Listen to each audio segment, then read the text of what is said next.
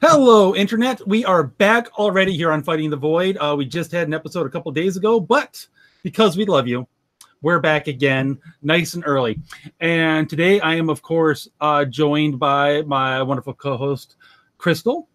And you can follow her on Twitter at Crystal with 3 capital I's at the end there. And we have a returning guest, Brian Niemeier.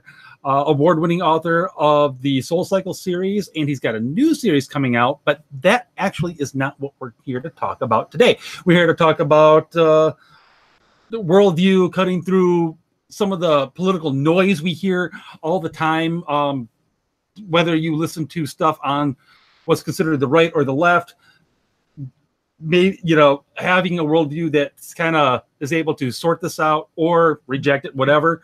And that's what we're really here to talk about today. So, Brian, welcome back to the show.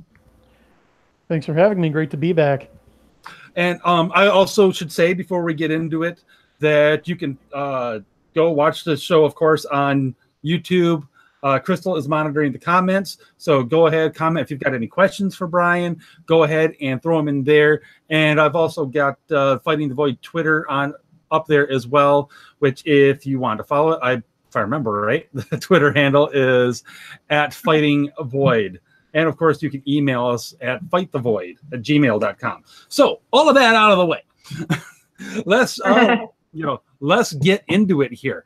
So Brian, like I was saying before the show, what sort of prompted the excuse to get you back on, because I've been looking for one anyway, was I just looking at your Twitter feed and everything, I noticed a lot of criticisms of what people consider conservatism and of some of the people that have sort of emerged as prominent figures, leaders in some cases, sometimes just a prominent figure within the political right, the conservatarian crowd, if you will, like Peterson, Shapiro, and others. And I just wanted to have you on, talk about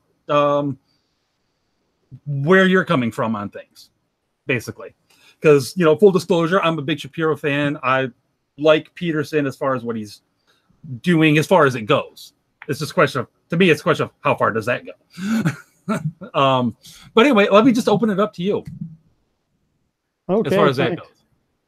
Yeah, I really get the chance to talk about politics in depth. And this might sound like a dodge, but I'm really not going to be discussing politics, or at least it's going to be politics only tangentially, by way of theology and philosophy, because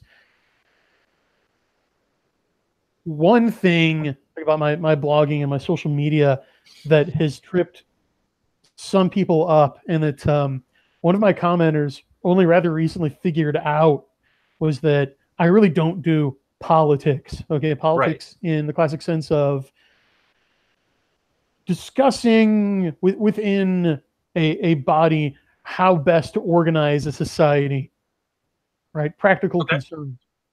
Mm-hmm. And that's not my immediate concern, because one thing we're going to discuss tonight later, but here's a preview, is I'm convinced that at the point we're at in the West, and in particular in the United States of America, we cannot discuss politics, really. Any substantive discussion on how best to organize our society is effectively meaningless, because we don't really have a society anymore. Contra folks like Sargon of Akkad, we do not in fact live in a society. And I think right off the bat, I think you're absolutely right about that. One of the things that comes up a lot on not just one show, and it's an observation that comes up on like Steve Day's show all the time, and I completely agree with it, is that we are effectively living in 2 completely different Americas right now. There is no one America. There are 2 totally different societies that are splitting off from one another and are going to come back, and they're going to come back, and it's going to hurt. Yeah, I agree with everything you said except 2. Okay. Grossly underestimating. There's far more than 2. But again, we will certainly discuss that tonight.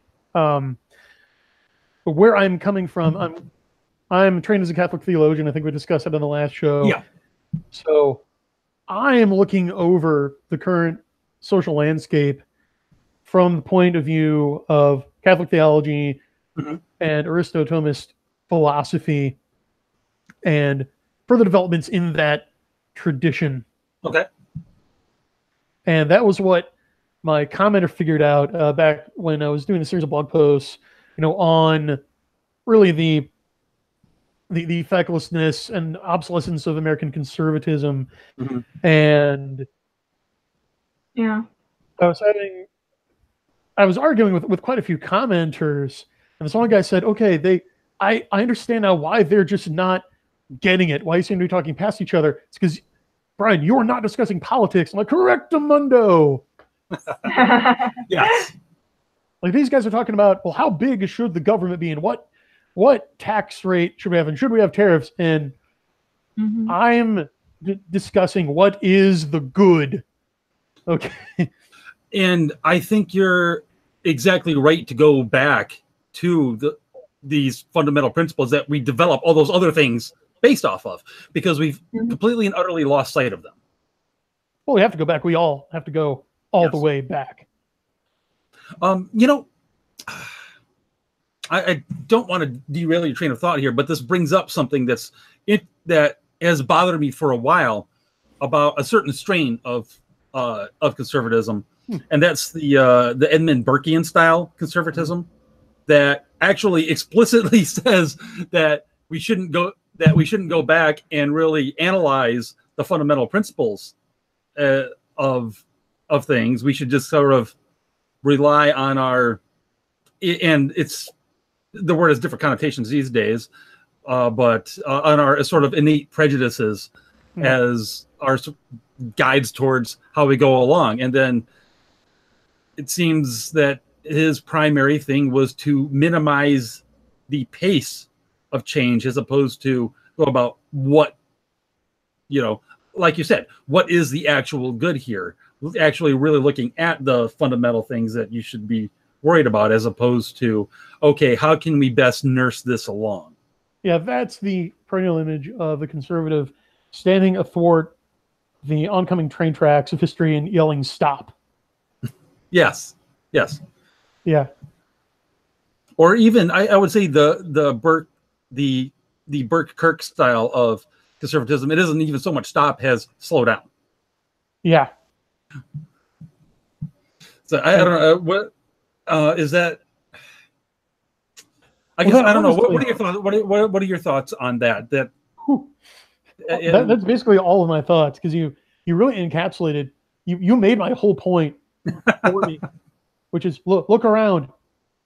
That Burkean Kirkian conservatism has clearly failed. That Buckley conservatism, it's led us to a horrible place where nothing makes sense. It's led us into why America, clown world, whatever you want to call it.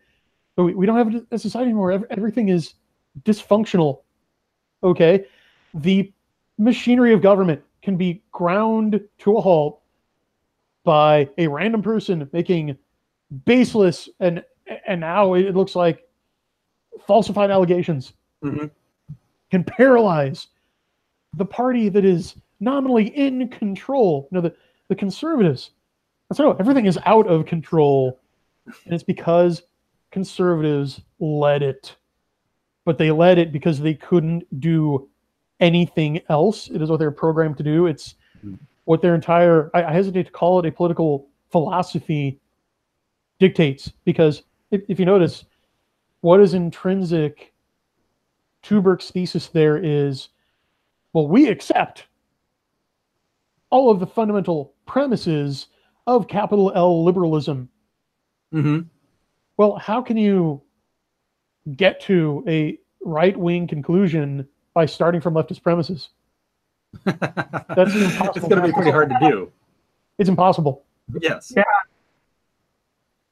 And we're seeing the end result of that. We are seeing the fall, the wreckage, the aftermath of that utter, total, and spectacular failure of conservatives to even slow down. Because not only has the rate of decay not slowed, the rate of increase is increased. Yes. Oh, yeah. It's flat out exponential now. And it actually reminds me of a book that I read years ago. You know Michael O'Brien? No, haven't had the pleasure of reading it. Oh, really? But he's a Catholic author, and one of his bigger books was Father Elijah, and it's an apocalypse essentially. Okay, I have heard of this one. Okay. Yeah. That was just a comment that was made in the book that was like, not only are things changing fast, things are changing faster and faster in society. And is that the one? Is that the one where the American priest is elected pope? No, Okay. well, wait a minute. Let me think about it first. No. Okay. Golly, I almost want to say you're actually thinking of Lord of this World by Monsignor Benson, if I remember correctly, which is much older. That was a British guy. But that was that was a British guy who was elected pope. Yeah, I know that book, and that's also good. It's one of the 16th favorites. But anyway, sorry, I'm kind of derailing you. Go on. Actually, I derailed you first. Actually, so. Oh, what are your father going on? Actually, I want to get back anyway to where you were first going before I brought up the whole Burke Kirk thing. Especially since it was sort of Burke who said, "No, stop going back to, don't go back to question the first principles." And in fairness to Burke, I want to say that I think I can understand where he was coming from, in the sense that when people start questioning going back and trying to reanalyze the things that they effectively take for granted, they wind up coming up with, often trying to come up with, completely different answers. Sort of the Descartes project in philosophy with, I want to be original, so I'm just going to intentionally be not these guys. Yeah. And I think that's what Burke was really cautioning against, because he was seeing people doing that all over the place with the French Revolution and everything, going back, questioning things, and rather intentionally coming up with completely different answers. So, again, in fairness to Burke, I just think it was the wrong answer to the right problem. Yeah, and we see that happen. We see that happen a lot. Kant explicitly did not want to devolve into subjectivism, but that's exactly where his ideological successors took his philosophy after his death, and even beginning during his lifetime. So, yeah, I mean, it's an old story. You have the prominent philosopher who says, okay, well, I want to take things to this point, but I don't want to cross this line. Here's this line. But what later generations inevitably see, because they don't have his hangups, they didn't grow up in his milieu, is, well, that's an arbitrary line. Right. So we're just going to erase that. And once the floodgate, the slippery slope is real. It's not a bad. Oh gosh, it's so real. It really is. The slippery slope is real. It is steep, and it's made of freaking Teflon. And it's just like, it's greased up and to make you slide down faster, and it's I've seen many people go down the slippery slope. Oh yeah.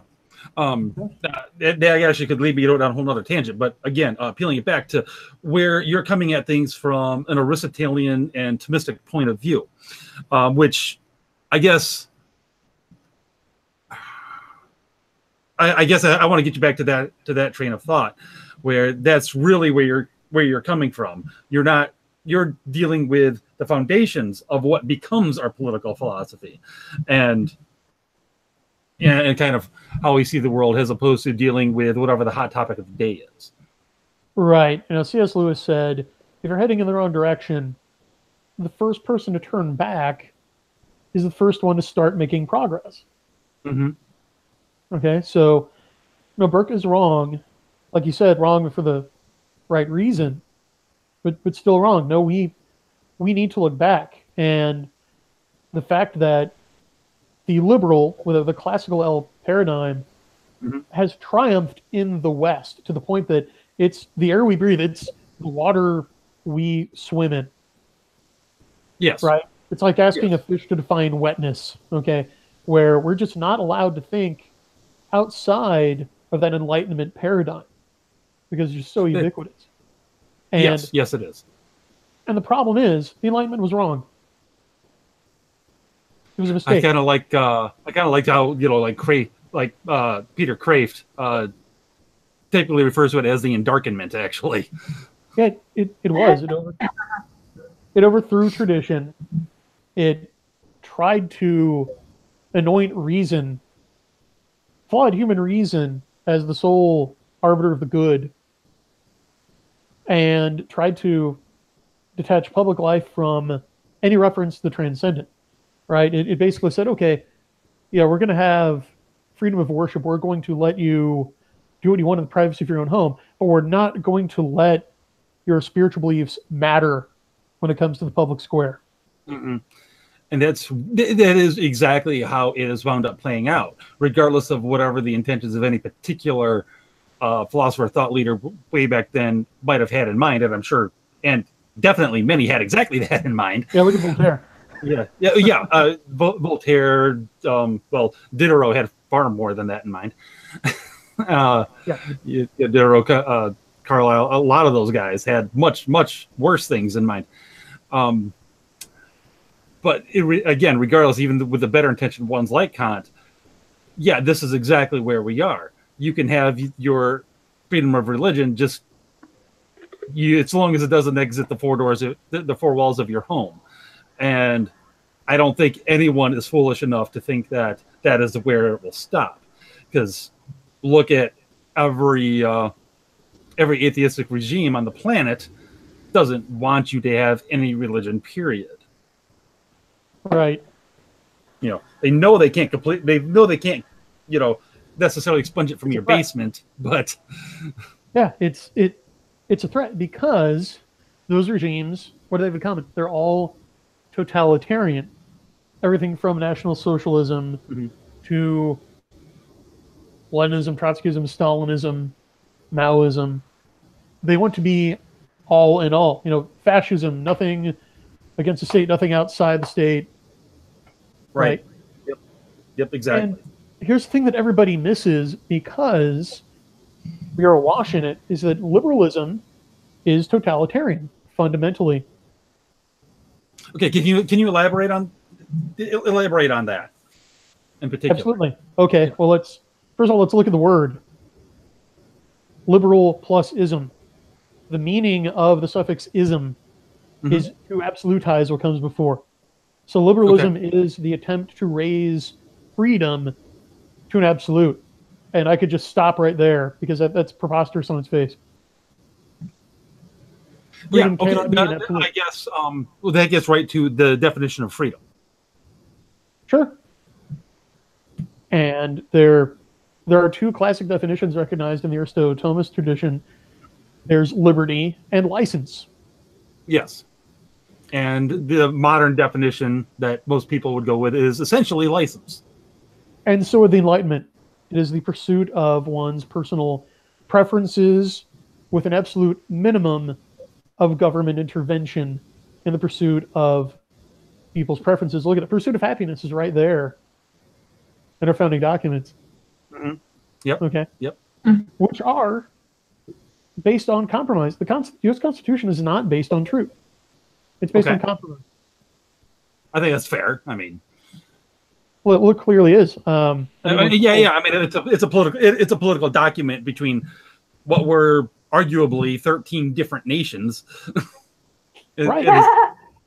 Yeah. Really, arguably that they had to come to agreement on this, and yeah.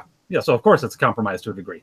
They did, and well, that's the foundation. The foundation of it is compromise. I mean, right from the beginning, anyone bound to a term of servitude will count as 3/5 of person on the census. Right. There's compromise right there. The fact that that's perhaps the most famous compromise in the entire Constitution. Right. So whenever someone says, "Well, I'm a constitutional originalist," we need to go back to the principles of the Constitution. I say, okay, which Constitution and what principles? So shall we today strip away every amendment, like all of them, even the Bill of Rights? Well, let's give the Bill of Rights. Okay, do you want to deny the franchise to women? Do you want to re-legalize slavery? Do you want the 3/5 compromise back? When you to our hypothetical originalist, like you're the originalist. Where do we draw the line?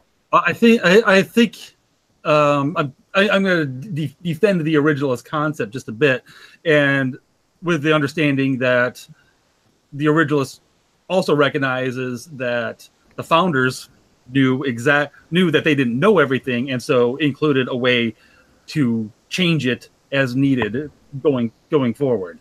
So I think the concept of originalism would include the fact that we know it's not perfect, and that's why there's a process to change it as you go through, and that doesn't necessarily mean that it doesn't necessarily mean that every amendment is a step closer to a perfectly true founding document, obviously, but it is just recognizing that, you know what, some things are going to have to change here. Right, and I completely agree with that. Mm-hmm. And what that means is the Constitution is not a source of first principles, because no, I would agree with that. Yeah, in order to amend it, you have to appeal to principles that either are eternal axioms or are based on them. So I would say, why not cut out the middleman and just directly base a government on the laws of nature and nature's God? And I think it's fair to say that, by all means, feel free to disagree. I think it's fair to say that for the most part, the founders were trying to do that. Obviously, they did it imperfectly, which is something I think they would recognize. They would understand that they did it imperfectly, but I think that was the intent. Right, but that is why you see why someone just claiming, well, we need to go back to the principles of the Constitution, or claiming to be an originalist, is either historically ignorant or dishonest. I mean, I don't want to be too harsh, but those are really the only options, because, well, no, you're not really appealing to the Constitution, you're appealing to God. Right, and I think, and again, please correct me if I'm misunderstanding. What you're saying isn't so much, toss out the Constitution. It's more realize that the Constitution is not, in fact, Holy Scripture. And I'm saying toss out the Constitution. It's useless. Oh, okay. it utterly failed. It's ridiculous. It was flawed from the beginning. It was always going to get us here. Okay, I guess then. I'm saying we don't need. This actually gets. I'm saying we don't need to toss out the Constitution. It's already peacefully self-sunsetted.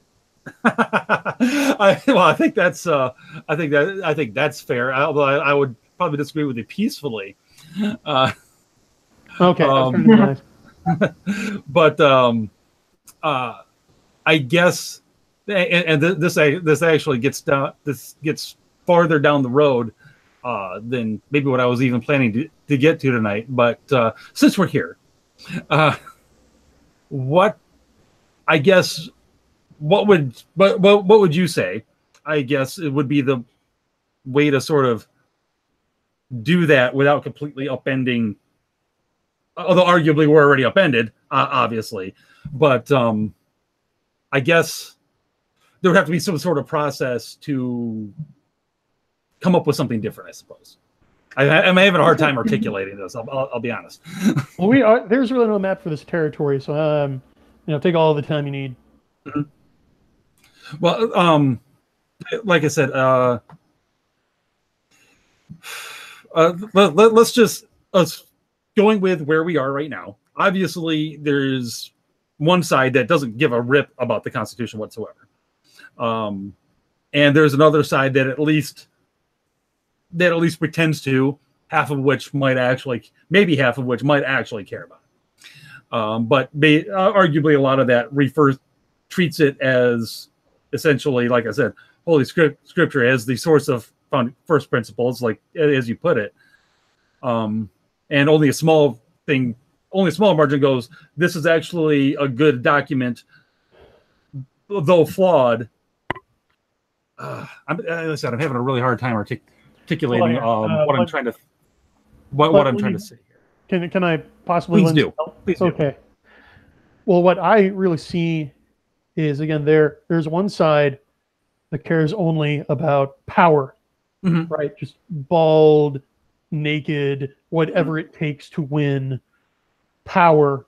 And that side happens to be a hysterical omnicidal death cult, which, if it prevails, will bring about another dark ages that we may never emerge from. I don't necessarily disagree with that. Yeah, there is a subset of that group who, for reasons of mainly having a lower disgust threshold and an aversion to public scorn, adopt that pose of saying, well, can we accelerate toward the cliff a little slower? Right. Like, we generally agree with the overall we agree with the idea of progress, but gosh darn it, gee willikers, some of this makes us go, ew. And so we'd like to proceed in a bit more orderly fashion. And then those people play the Washington Generals to the left's Globetrotters. They put on a show, they put on Kabuki Theater to make the larger side, which is the people, think that someone's actually representing them when they're not. And they bandy about the Constitution as a purely rhetorical and cynical means to control people and to keep them from asking questions that need asking. Yeah, I guess what I would say is, would you personally rather see like some revisions to the Constitution, coming up with something, or essentially start from scratch and redo the whole thing? Or would you say that actually at this point that question is moot, because we're not going to get to either place without something drastic happening, like sweet meteor of death? It's purely academic at this point. What I'm saying is, because we're relapsing, that's a political question. That's how do we organize? It is. We're not even remotely ready for that. Fair enough. Yeah, no, that's fine. Because again, I'll be patient. I realize that people have difficulty thinking along these lines and need to be jogged back into it. I mean, it was hard for me to get here, having largely grown up a Republican and finally leaving that behind. But no, what's happening is going to happen. It doesn't matter what I like or what I would like to see. It doesn't matter what you would like to see. There's what is, and that's what we have to deal with. And here's what is. The Constitution can no longer govern the multinational empire that the U.S. has become. It's falling apart at the seams. Again, we've had nominally the ruling conservative party in the United States be completely paralyzed for 2 years, unable to pass hugely popular reforms that the popular president was elected to fulfill. The best they could do is a tax cut. They couldn't even repeal Obamacare. They can't even defend our borders. Yes, I would agree that the situation we find ourselves in is rather ridiculous as far as that goes. But they're already not following the document. They're going along with the group that is using the document like Kleenex. So, no, making changes to the document is rearranging deck chairs on the Titanic.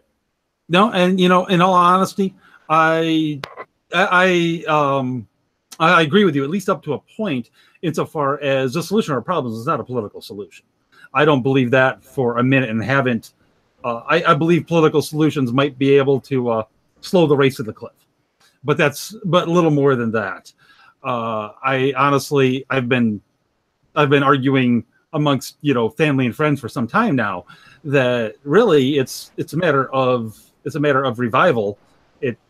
Practically divine intervention. No, not practically, literally divine intervention at this point. Oh, what else do you call Trump's victory? I'm sorry? What else do you call Trump's victory in 2016? That was a miracle. Sadly, we've wasted it because the best he was going to be able to do is buy us time. Oh, and that's all I ever really expected, because I remember having a conversation with a good friend of mine, like just within a week of the election, and he was very excited. I'm like, like this is whatever one feels about Trump, and whether it was a miracle or not, I'll be honest, I would disagree on that, but I would say I'm glad he won. that I would say, like, at best, honestly, I think this is just going to buy us a little bit of time. This is just a little breathing space, and it's a question of what we do with that breathing space.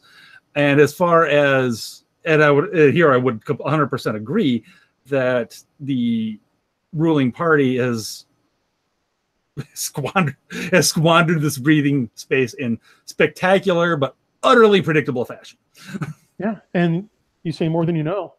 Because why was it predictable? Because we know they're actually playing for the other team. Ultimately, yeah. It's all a charade.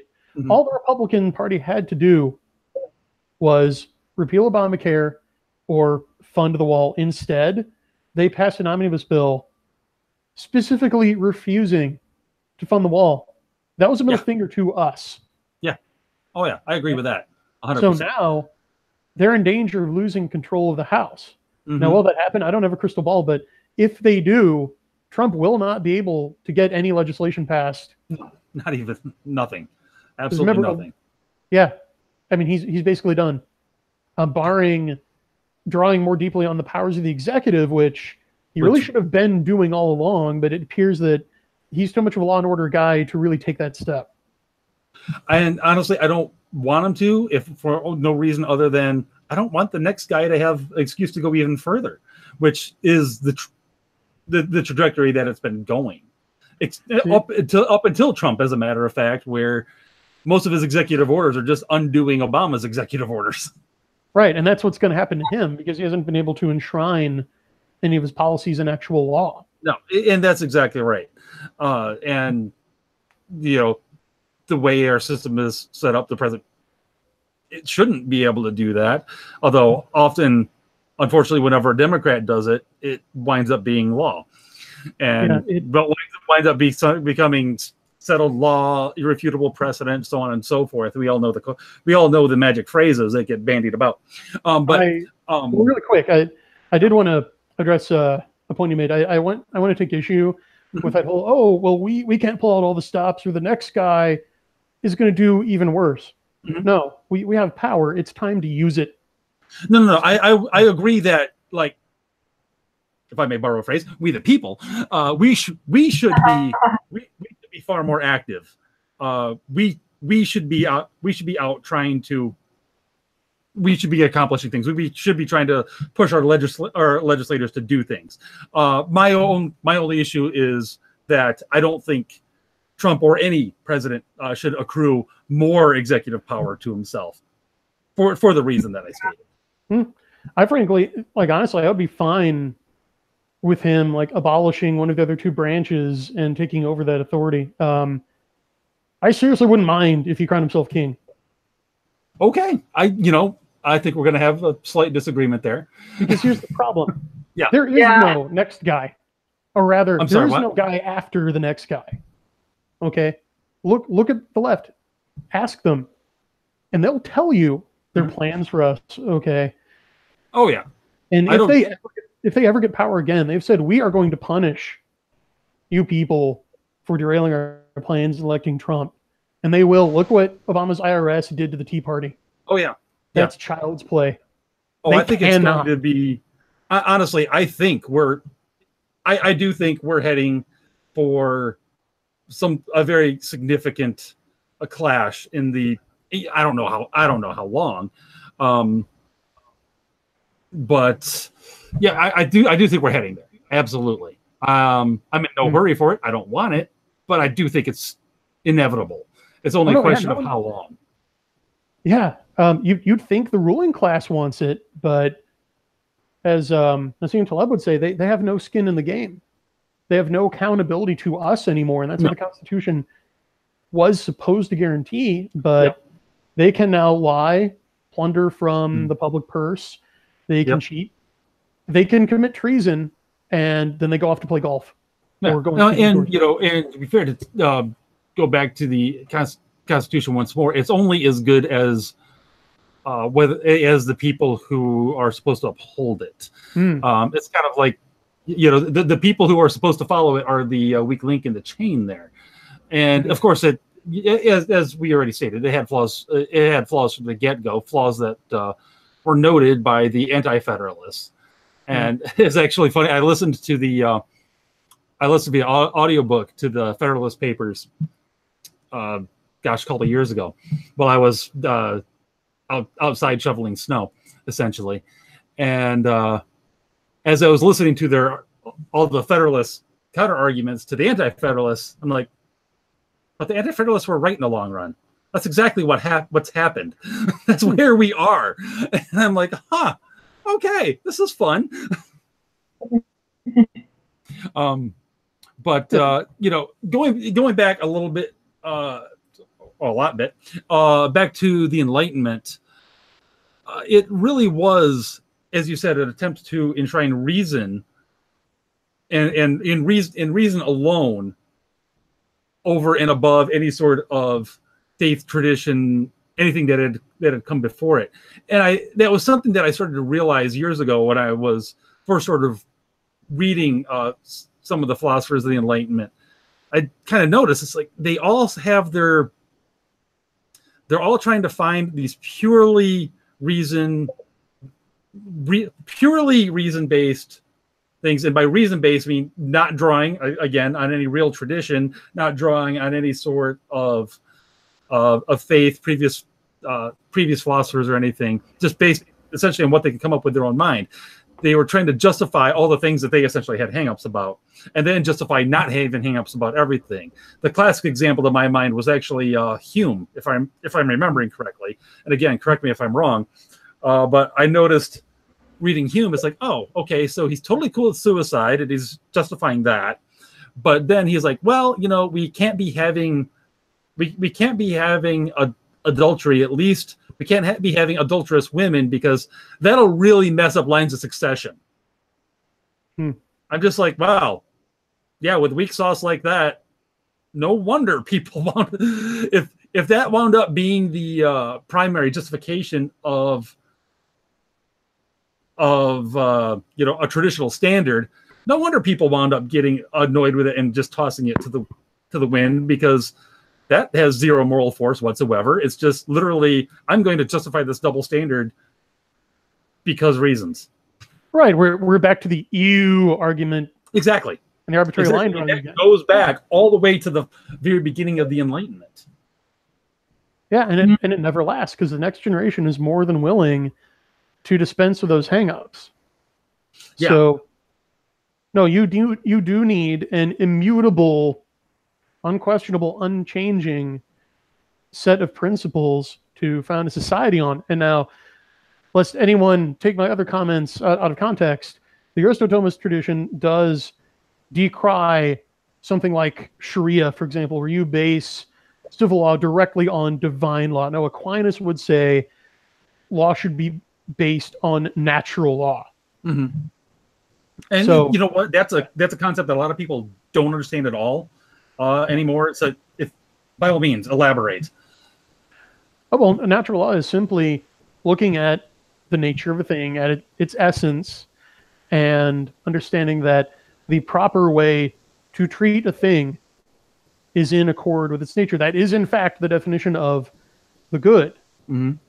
And we're in a downward spiral right now. It's a vicious feedback loop, because first we come onward from the natural law in postmodernism, and that leads to people saying, oh, well, I'm a man, but I feel like I should actually have been born a woman, so I'm either going to dress in drag, or I'm going to have cosmetic and invasive surgery to take on the appearance of the opposite sex, and then I'm going to call myself a woman. And then when that gets firmly established in the zeitgeist, that is used as a bludgeon against the very concept of natural law. So it's really this circular, it's not even an argument, it's really just emotional spasming. But that's what happens when you come unmoored from an understanding of essential nature and its relationship to justice. And again, I'm just for the benefit of the audience and anyone watching this after. What do you when you say nature, what do you mean? Because this concept gets just that very concept gets misunderstood all the time as well. It is, and yeah, I could give a whole Dominican style metaphysics lesson because really, people need it, but they're really not ready for it. It's just that the language has become so corrupted. We think nature means like trees and stuff, but no, the classical meaning is nature is simply a thing's whatness. It is what it is, both in terms of its sole being, its essence, and its qualities. Okay, so there's such a thing as human nature. It's where the entire concept of rights comes from. Okay, because if there is such a thing called a human being, we understand what a human being is. Well, then we know what's good for a human being and how to treat humans, and those we call rights, the proper conduct toward other humans. And this is also, quick tangent, where I take issue with like the more libertarian view that, oh, well, we need to let the individual have as much sovereignty and autonomy as possible because only the individual really knows what's best for him. And no, that's objectively false. It's demonstrably false. Right.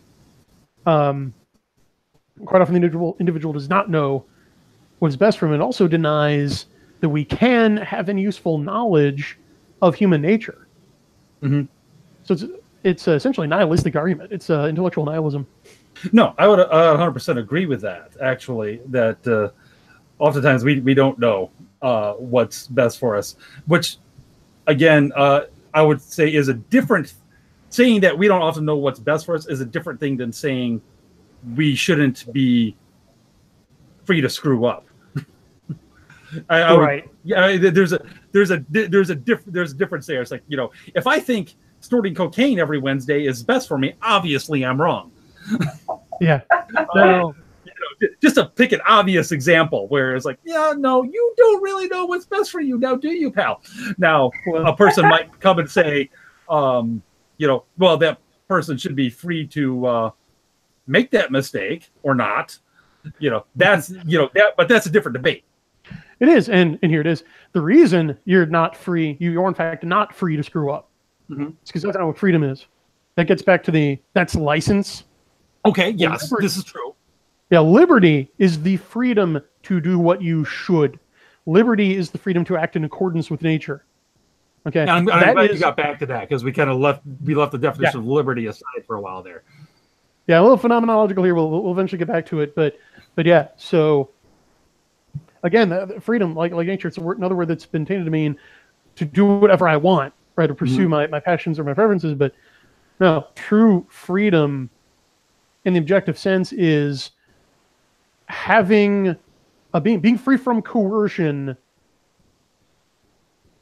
in order to do the right thing, so that you are not shackled to do the right thing, because people can only do what's good. I mean, it is immoral to not do what's good. This isn't hard.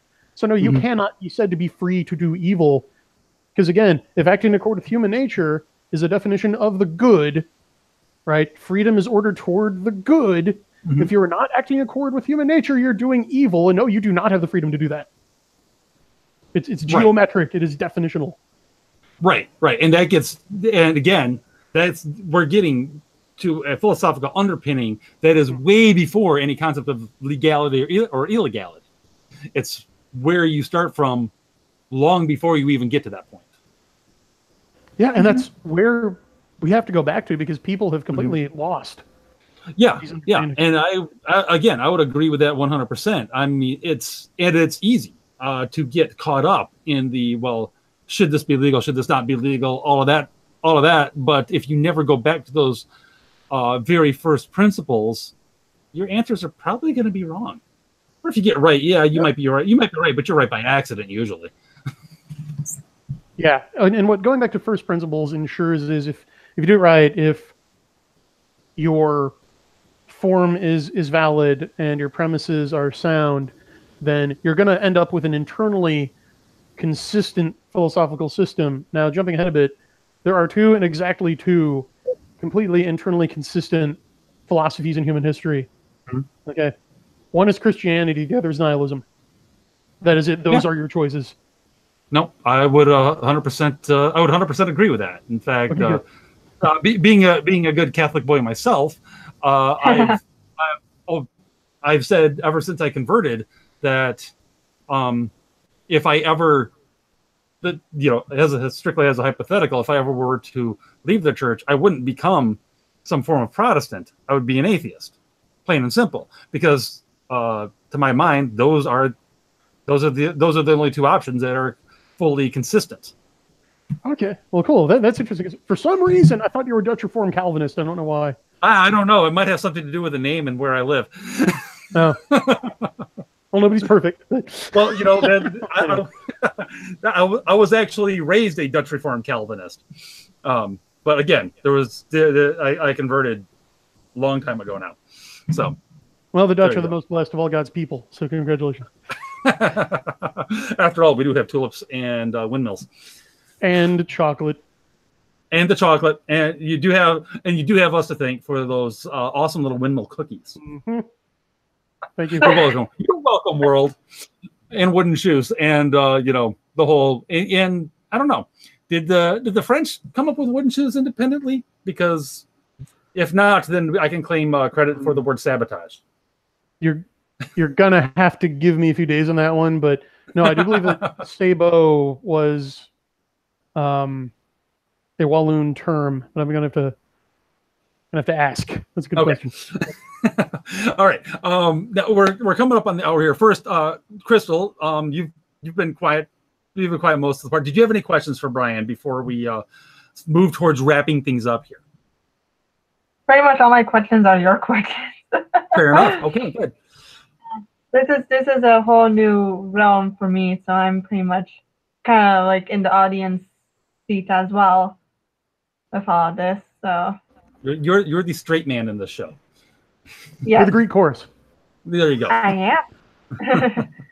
All right. Now, Brian, are there any for the benefit of the audience and also myself and Crystal, frankly, are there any books that you would specifically recommend? Yes, I highly recommend The Tyranny of Liberalism by James Kalb. Okay. I'm actually going to write that. He is, I don't know if he's one of Dr. Kreft's friends or not. Like, I don't know if they've interacted, but I came to him while I was in my Kreft stage. Okay. I'm putting the link in the chat right now. Oh, okay. Reading that book like 10 years ago is what made me realize, oh, I'm not a conservative. He's another Catholic guy. He's, I believe, a philosopher of law. His name is James Kalb, is that correct? Yeah. It's Kalb. Okay. Links in the chat. Okay, great. And any other ones that you would recommend? The books that you recommended, read Hobbes, Locke, Voltaire, read the Enlightenment guys and their immediate predecessors. I want to throw out also Abuse of Language, Abuse of Power by Joseph Pieper. Pieper's good, yeah. Yeah, it is a really, in fact, as we were talking, I thought about it, I was like, oh, I need to reread that actually. No, go ahead. There's another Pieper book. I believe it's called The Importance of Leisure. Leisure, the Basis of Culture. Thank you. Yeah. Also an excellent book. Yeah. I think that was finally important. Alistair McIntyre, After Virtue is an excellent book. Actually, I love McIntyre anyway. If for those who don't know Alistair McIntyre, he's a Catholic philosopher at Notre Dame, or I don't know if he's still at Notre Dame. He's rather old now. He may be retired. But he was an atheist for many, many years before he converted. And reading his work in chronological order is fascinating in and of itself, because you can see the evolution, especially in his book, Short History of Ethics. You can really see it. It's like, oh, yeah, I totally see why this guy became Catholic eventually. All right, so there you go, audience. There's your reading list. There you go. And again, before we go, you've completed Soul Cycle, your awesome sci-fi fantasy exploration of can we create a better world or not, and and you've got a brand new series that's getting ready to debut soon. Yes, that series is Combat Frame Exceed. It's my Mobile Suit Gundam meets Tom Clancy Mecha Mill SF series. Awesome. That sounds like. Can you give like where are we starting from here in this new world that you've created?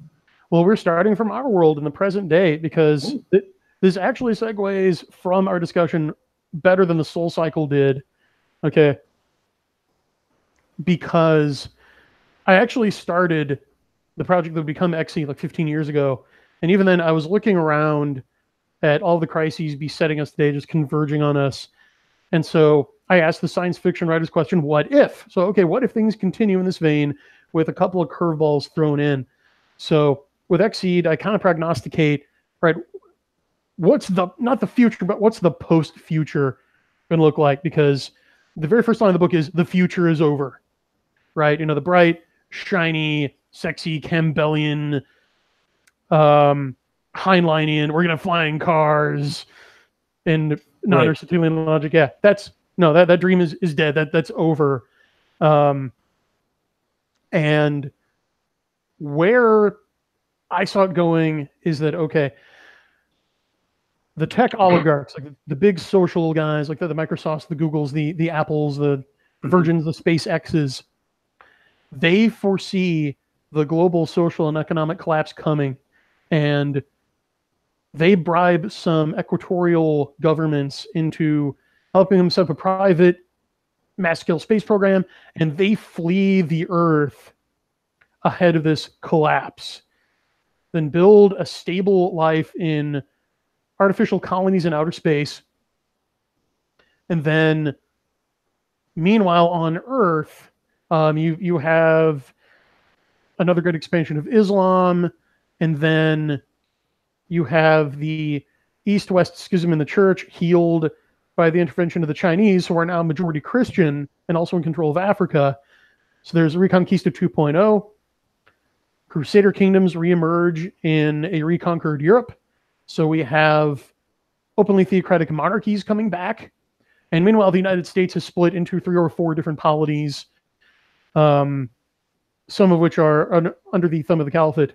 Now, the space colonists and the descendants of the oligarchs finally stabilize their way of life and look back to Earth and are horrified by what they find.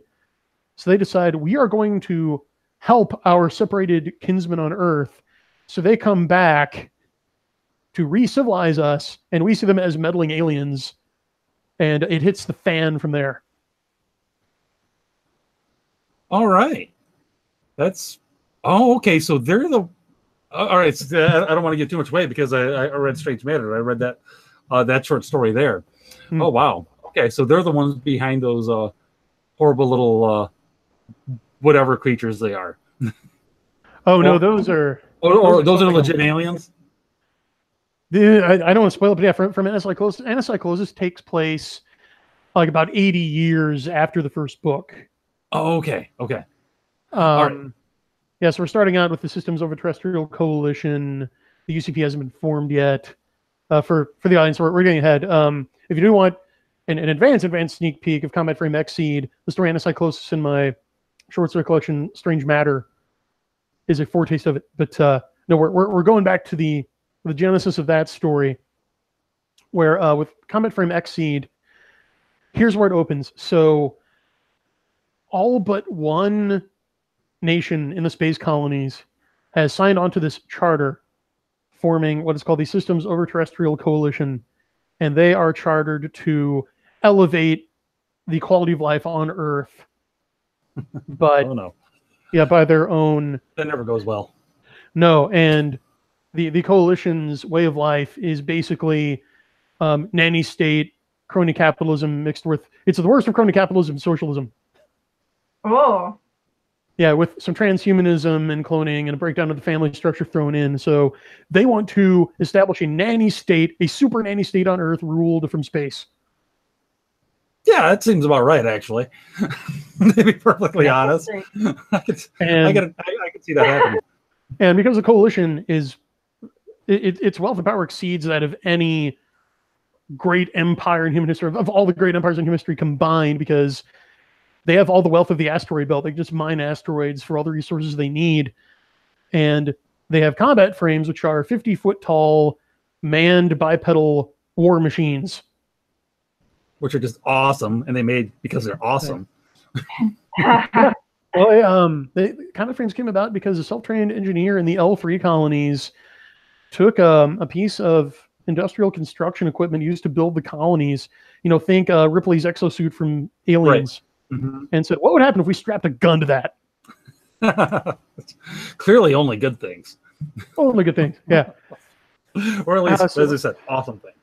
Yeah, so the coalition is able to just roll over the nations of Earth overnight and establish de facto control over the Earth. The last few exiled governments are stuck paddling around on a fleet of decaying aircraft carriers in the Atlantic, and just kind of left in an observer role. But there is one group of colonies at L3, the third Earth Moon Lagrange point, if you know what that is. Yeah, that didn't sign on to the coalition, and they realize, hey, when these guys are done with Earth, they're coming for us, because they can't tolerate anything that is not them. Right. So L3, through their Prime Minister Joseph Friedlander, feed the EGE, the Earth Governments in Exile, aid and information and resources under the table to just keep the coalition busy, right? Kind of chasing stuff, like to let your enemy exhaust himself against someone else, like Machiavelli would say. Well, that actually that sounds fascinating, and I can't wait till that comes out. When is it supposed to debut?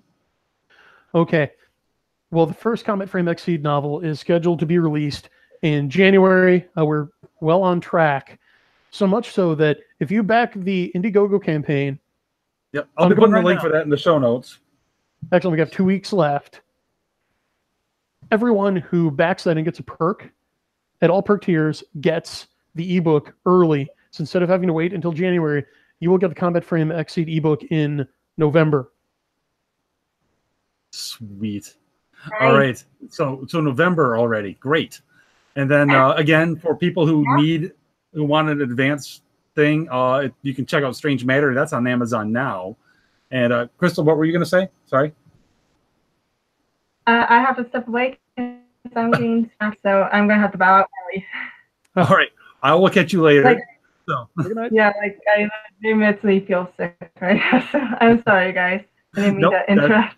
That's all right. These things happen. And for everybody else watching, thanks for tuning in. And be sure to follow Brian on Twitter. It's just at Brian Niemeier. That's Niemeier. Did I spell that right? You missed one E, and I'm seeing it in the title of the show.